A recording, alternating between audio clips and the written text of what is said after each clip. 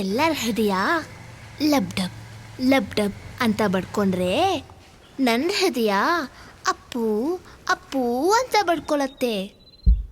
ನನಗೆ ಅಪ್ಪನೂ ದೇವ್ರೆ, ಅಪ್ಪನೂ ದೇವ್ರೆ.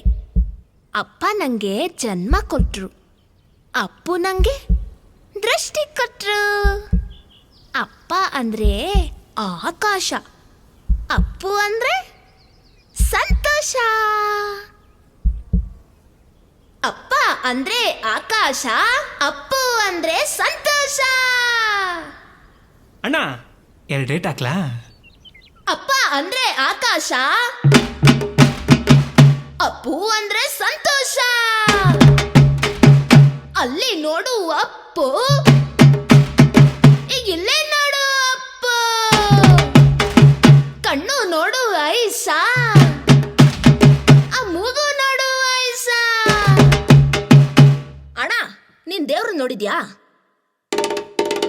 ನೋಡೋಣ ನೋಡೋಣ ಈ ನಗುಲಿ, ಆ ನಗು ನೋಡು ಐಸಾ. ಅಲ್ಲಿ ನೋಡು ಅಪ್ಪು, ಇಲ್ಲೇ ನೋಡು ಅಪ್ಪು.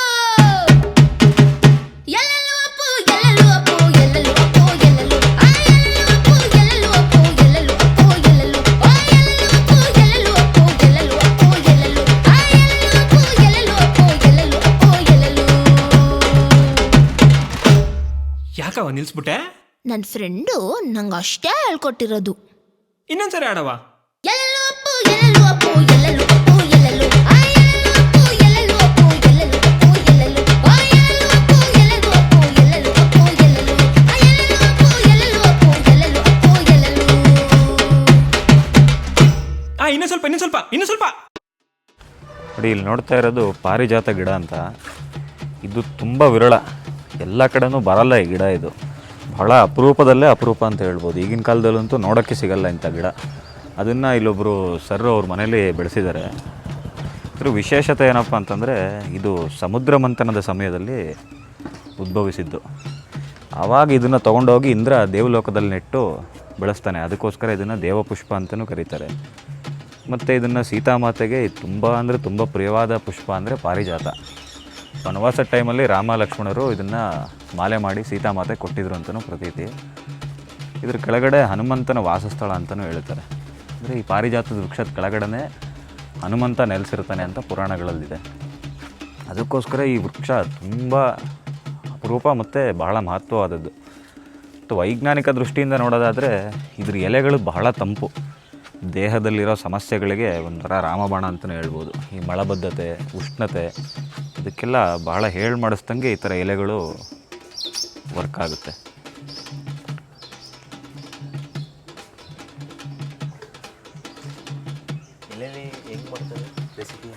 ಇದು ಸಿಗುತ್ತೆ ಪಾರಿಜಾತದ್ದು ಎಲೆ, ಎಣ್ಣೆ, ತೈಲ. ಅಲ್ಲ, ಈಗ ನಾವು ಈಗ ಎಲೆ ಕಿತ್ಕೊಂಡು ನಮ್ಮ ಮನೆಯಲ್ಲೇ ಮಾಡ್ಕೊಳ್ಳೋಂಥದ್ದು ಕುದಿಸಿ ಚೆನ್ನಾಗಿ ಕುದಿಸಿ, ತಂಪು, ತುಂಬ ತಂಪು. ಅಲ್ಲ, ಇದು ಟೀ ಥರ ಎಣ್ಣೆ ಸಿಗುತ್ತೆ ಡೈಲ್ಯೂಟ್ ಮಾಡಿರೋದು, ಅದನ್ನ ಹಚ್ಕೋಬೋದು ಅಷ್ಟೇ.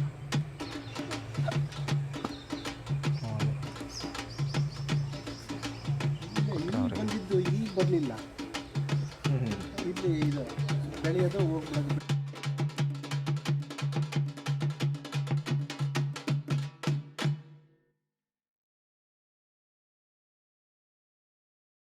ನಮ್ಮ ಮಕ್ಕಳಿಗೆಲ್ಲ ಪ್ರೈಸ್ ಮನಿ ಬಂದಿದೆ. ಇದೇ ಥರ ನಮ್ಮ ಮಕ್ಕಳಿಗೆ ಬಂದಂಗೆ ನಮ್ಮ ಊರಿನ ಜನಗಳಿಗೆ, ನಮ್ಮ ಕರ್ನಾಟಕದ ಎಲ್ಲ ಜನತೆಗೆ, ಮಕ್ಕಳಿಗೆಲ್ಲ ಒಳ್ಳೆ ಪ್ರೈಸ್ ಮನಿ ಬರಲಿ. ಹಾಗೆ ನಿಮ್ಮ ಪವರ್ ಸ್ಟಾರ್ ಸಿನಿಮಾಗೆ ಒಳ್ಳೆಯದಾಗಲಿ.